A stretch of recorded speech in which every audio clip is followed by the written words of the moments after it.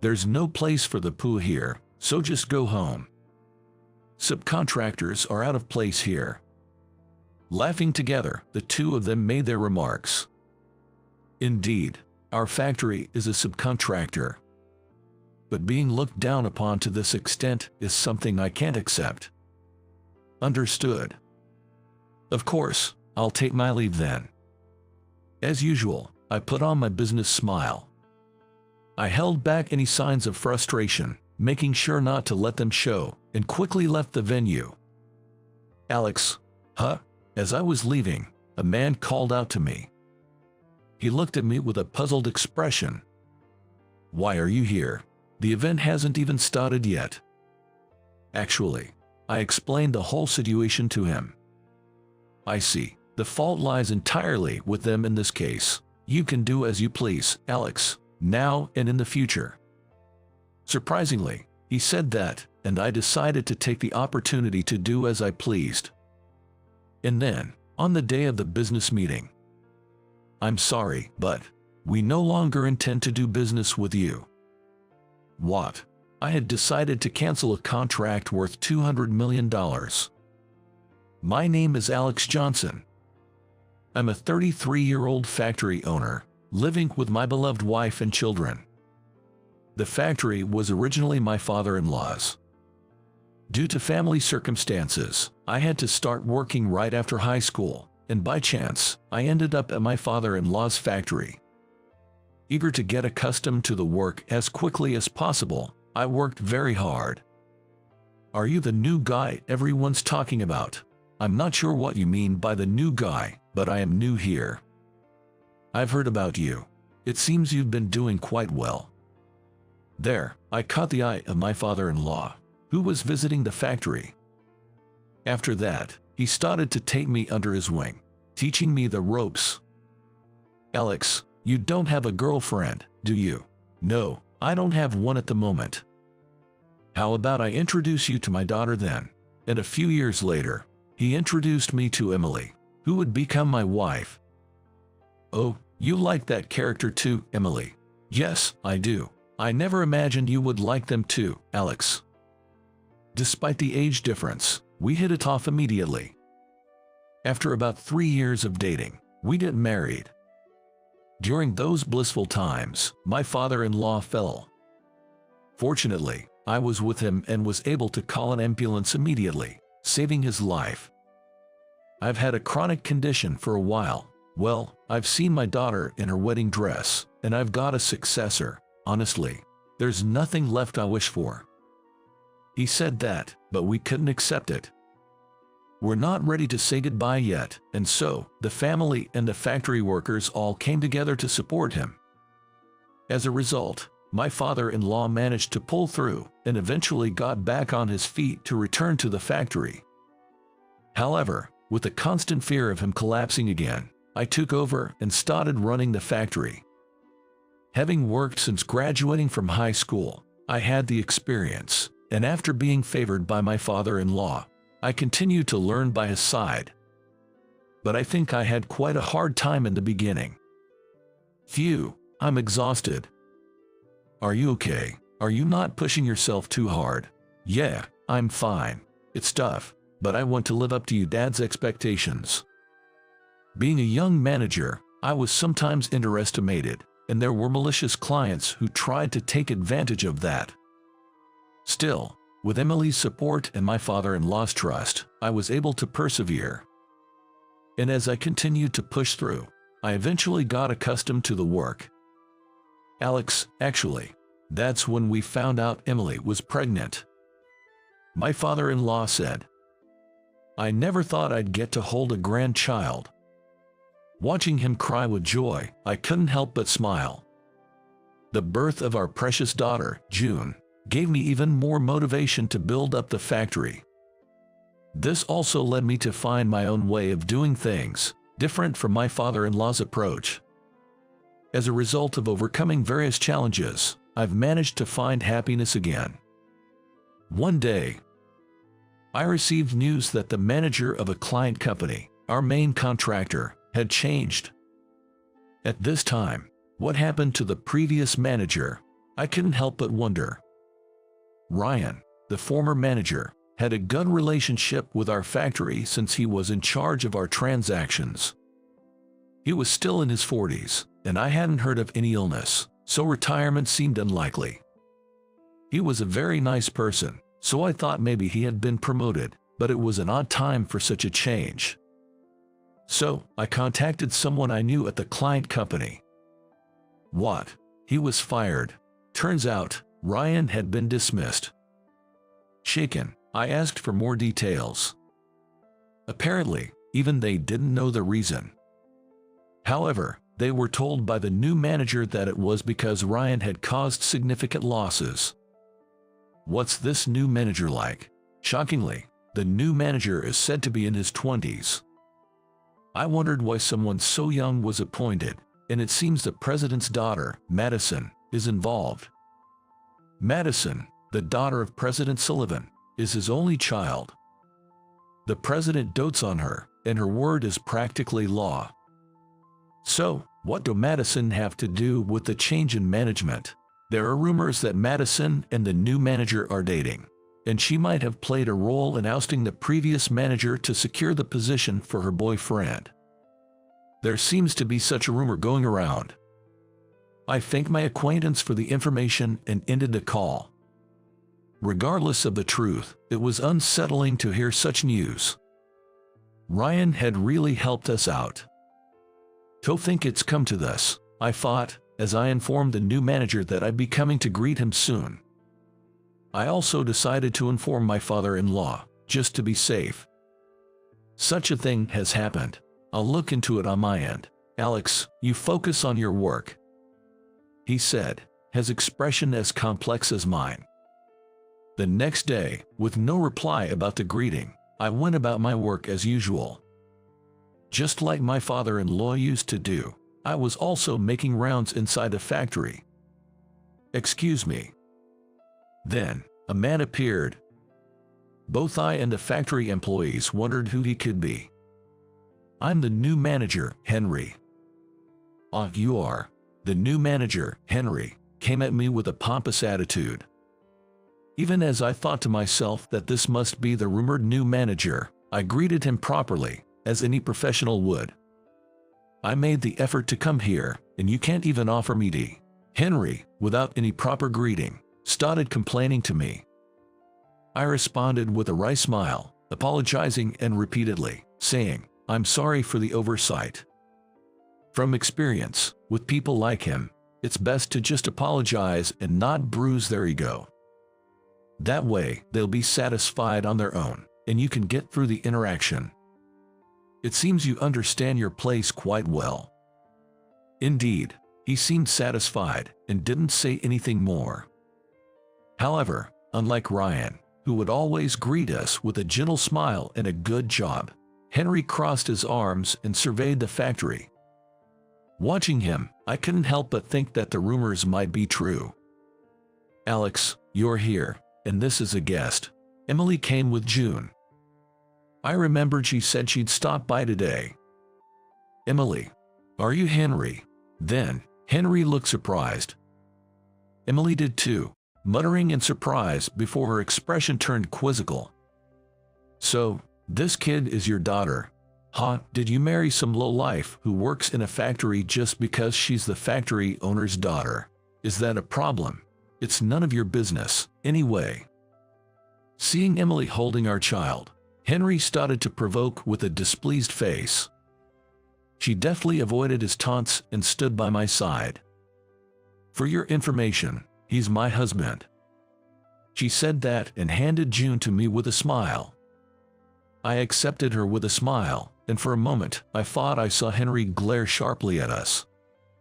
Don't you regret marrying someone just because they are from a subcontractor's family, even if it's your own family's business? But then his expression quickly changed to one of mockery, and I wondered if I had imagined it. His condescending tone really got to me. I was irritated by the way he talked down to Emily, but I held it in, holding June. Unfortunately for you, I'm incredibly happy to be married to him. Emily said this with a beaming smile. At that, my irritation vanished, replaced by a feeling of joy. I wasted my time. Seeing our interaction, Henry clicked his tongue and left the factory.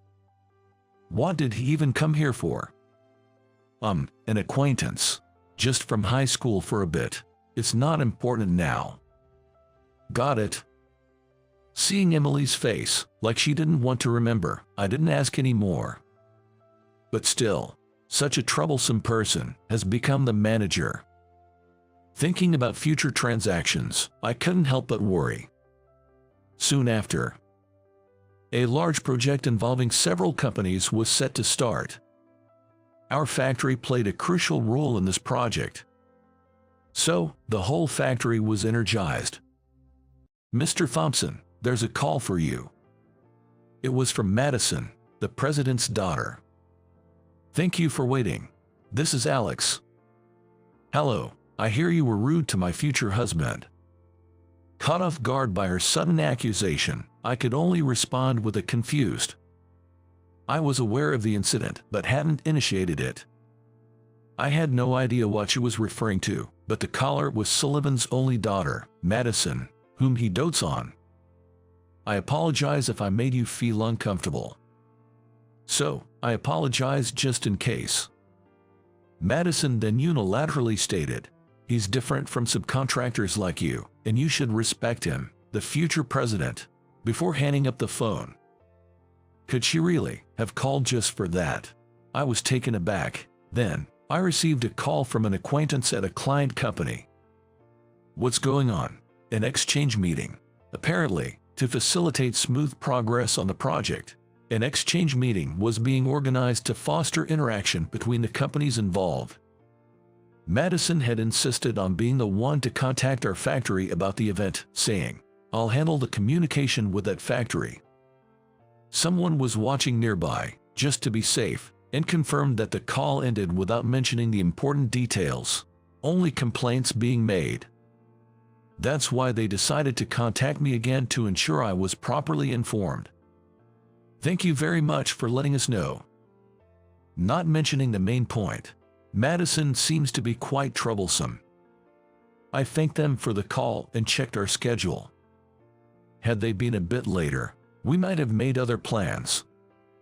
I wonder if both of them will attend the event. I couldn't help but sigh, wishing I could avoid meeting them. On the day of the exchange meeting, I arrived at the venue a bit early. There were only a few people around, engaging in light conversation. What's a lowlife like you doing here? Henry found me and started to hassle me. Madison was by his side, looking down on me with a smirk. How dare you show your face here? The nerve of some poor people. Really, among all these prestigious companies, you're the only subcontractor. Is that so? Sorry, but I need to greet the others. I tried to dodge them, but they persisted in harassing me. Their interaction with me drew puzzled looks from others in the venue. Unwanted attention was on me, and I was wondering what to do when Henry suddenly pushed me by the shoulder. There's no place for the poo here, so just go home. Subcontractors don't belong here. They laughed together, mocking me. Indeed, our factory is a subcontractor. But being looked down upon to this extent is something I can't accept. Understood. If you get it, then the poor losers better disappear quickly. Yes, of course, I'll take my leave then. As usual, I put on my business smile. I held back any signs of frustration, making sure not to let them show, and quickly left the venue. Alex, huh? As I was leaving, a man called out to me. He looked at me with a puzzled expression. It was President Sullivan, Madison's real father and the president of the client company. You're early, President Sullivan. I heard you'd be attending too, so I thought I'd say hello and maybe talk about him. He must be referring to my father-in-law. I've heard that my father-in-law and President Sullivan have been acquainted since the founding of their companies. Well, since I took over, there hasn't been much personal interaction with President Sullivan. Why are you here? The event hasn't even started yet. Actually, I explained the whole situation to him. Even though I thought it might be in vain, I told him everything without holding back. I just wanted to trust him, as my father-in-law had. After hearing my story, President Sullivan sighed deeply. I see. This time, the fault lies entirely with them. Alex, you can do as you please, now and in the future. Really? Does that mean? It seemed President Sullivan understood without needing further explanation. He nodded firmly and said, I'll leave it to you, and you won't be held responsible, allowing me to take the liberty to act as I saw fit.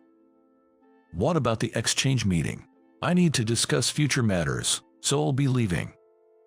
I'm sorry for this trouble. Saying that, President Sullivan apologized. Then, he handed me a piece of paper. Take some time off. With that, he went into the venue. After seeing him off, I opened the paper he had given me. It had Ryan's name and phone number on it. Hello, it's been a while. This is Alex. I called right away, and Ryan, a bit surprised, listened to me. After discussing various matters and what to do next, I made a decision. I need to go back and report this to my father-in-law and the others. Muttering to myself, I hurried home. A little while later. You made us look like fools, Henry called me. It seems the attendees at the exchange meeting found it suspicious that I was missing. President Sullivan had asked Madison. I heard Henry sent him home. Madison couldn't answer, but the other attendees testified. Because of that, we were in a very uncomfortable position. But isn't it true that you sent me home? That's true, but Henry, surprised that I talked back for the first time, fell silent. Just a little pushback and he's speechless. It seems his mental fortitude is weaker than I thought. If that's all, I'll be taking my leave. With that, I hung up. Then, I turned back to my father-in-law. So, I've decided to withdraw from this project. I've left the factory in your hands, so do as you please. I would have lost my temper and resorted to violence by now. Alex, you are truly kind. After our discussion, I decided to cancel the contract on the day of the business meeting. And on the day of the meeting, when I arrived at the client's company, an obviously displeased Henry was waiting for me. We're busy here. Just sign this contract and get it over with. There's no need for that. We're canceling a contract. What? Henry looked bewildered at my words. But he quickly burst into derisive laughter. Try it if you think you can. If you do that, your factory will be finished. Don't worry. If anything, it will be you who ends up regretting this. I said with a smile, and Henry, true to form, kept laughing at me disdainfully. Then I decided to leave the company. Excuse me, Alex. On my way out, Madison approached me. She looked somber, a stark contrast to her demeanor at the exchange meeting. I heard about you from my father. It seemed that President Sullivan had told his daughter the truth. And perhaps after a lecture from him, she appeared quite downcast. I'm sorry for my rude behavior before, she said, deeply apologizing. I was taken aback by her apology, not expecting it, and just looked at her wide-eyed. She gave a wry smile in response. Well, I'll be going now. I could only watch as she walked away. Could it be that Madison? I had an inkling of the situation but quickly refocused, reminding myself it wasn't my place to interfere. After greeting an acquaintance, I left the company. A few hours later, I was back at the factory, working as usual, when Henry called. Long time no talk, what's up? Hey, signed the contract now. Oh, what's the rush? I asked, though I knew exactly why he was panicking. This project can go on without your factory. Indeed, this project was based on a patent I held. This patent was what set me apart from my father-in-law. After extensive research, I had developed a unique product. Securing a patent for it had significantly benefited our factory. If we don't have that, the whole project is back to square one, and if that happens, I'll be held responsible. I'm afraid it's too late for that. We've already signed a contract with someone else." At my words, he exclaimed in disbelief. "Huh?" Then, it was my turn to laugh. I had learned from Ryan about setting up a new company on the day of the event. "Actually, I'm receiving support from President Sullivan. Would you like to sign a contract with us?" Ryan had been harassed by Henry, the current manager. Even when he tried to report it, Madison would quash his complaints. So, he decided to resign before things got worse. President Sullivan then approached him, suggesting he start a company as a subsidiary. Given the current circumstances, I decided to contract with Ryan's company. What a joke! If we can't secure a contract with you, we're looking at a loss of $200 million.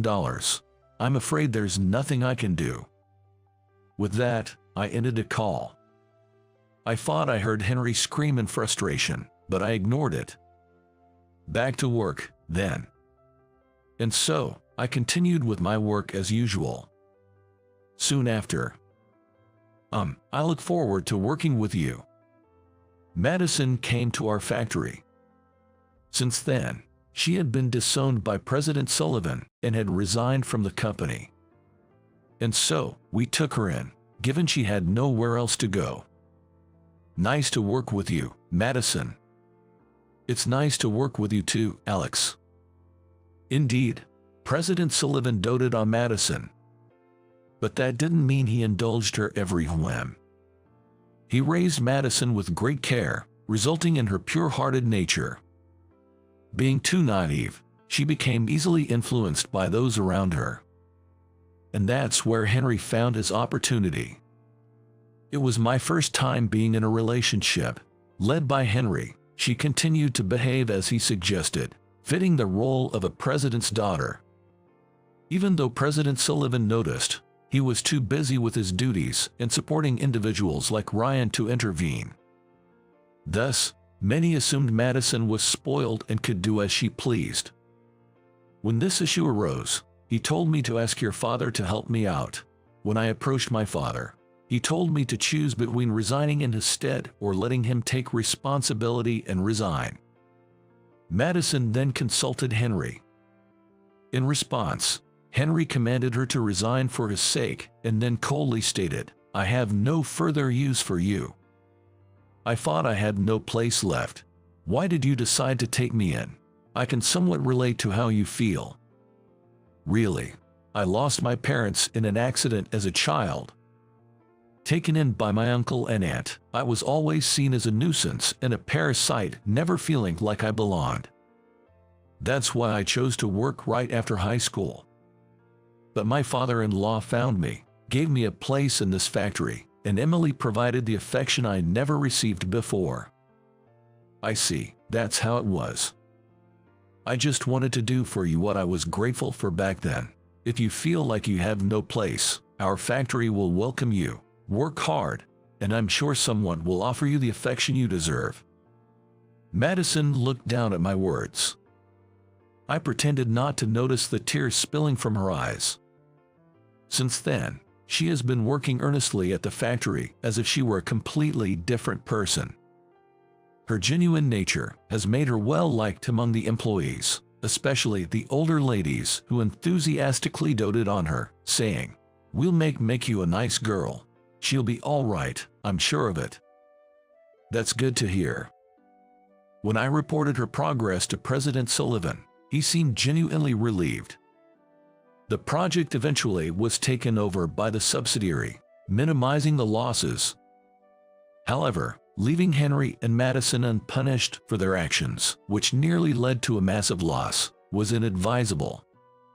So, President Sullivan offered the choice partly to understand Henry's true intentions. "I'm glad I left it in your hands." He then pleaded with me, practically on his knees, to take in Madison after her dismissal. Initially, I hesitated to accept her, remembering how she had joined Henry in mocking me, but I found aspects of her situation sympathetic. That's what I decided to take her in. Please look after my daughter from now on. I'll make sure she works hard, don't worry. I nodded with a smile to President Sullivan's request. Not long after, I heard from the acquaintance that Henry had resigned. Although Madison's sacrifice spared him from dismissal, the leak of the incident subjected him to constant scrutiny within the company. Eventually, unable to bear the pressure and being sidelined, he resigned. He did have potential. Despite his character, Henry was admittedly competent. President Sullivan had genuinely considered him a candidate for the next president, hence giving him the managerial position. But his arrogance led to this debacle. Maybe it was my presence that fueled his actions further. It turns out, Emily and Henry were classmates in high school, and he had harbored feelings for her. However, trying to get Emily's attention, he belittled the factory. Angered by the insult to her father's factory, Emily told him, "Never come near me again," and cut off all ties. Later, as adults, he discovered his company was doing business with our factory. He became in charge of the factory, flaunting his position as a young manager to reconnect with Emily. But she's my wife now, and we even have a child. Driven by jealousy towards me, he just went off the rails, always been childish. Now, I can't even understand why I associated with someone like that. The reason we know all this is because Henry stormed into the factory one day. There, he ranted about his personal circumstances without anyone asking. As a result, he was chased off by our burly employees. According to President Sullivan, Henry has been sent back to his rural hometown. After he stormed in, we demanded compensation for business interference. Now, he's just paying off the debt he incurred to settle the compensation. He got what he deserved. His family back home seems to be keeping a close eye on him. This ensures Madison and I can focus on our work, and Emily can devote herself to parenting. Hey, Emily, can I feed June? Sure, go ahead. Yes.